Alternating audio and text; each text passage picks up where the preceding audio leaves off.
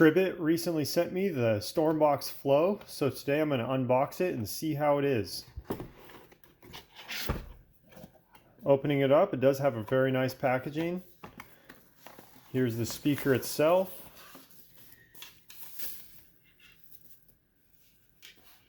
Excellent first impression. This thing is beautifully crafted. Super smooth, sleek appearance. It's got a nice little beveled appearance to it. Here's all the buttons up here. The power button here.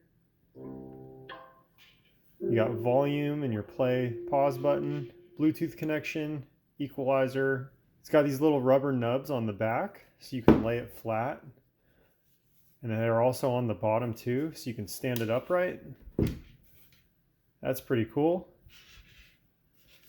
This little lanyard here is really nice quality.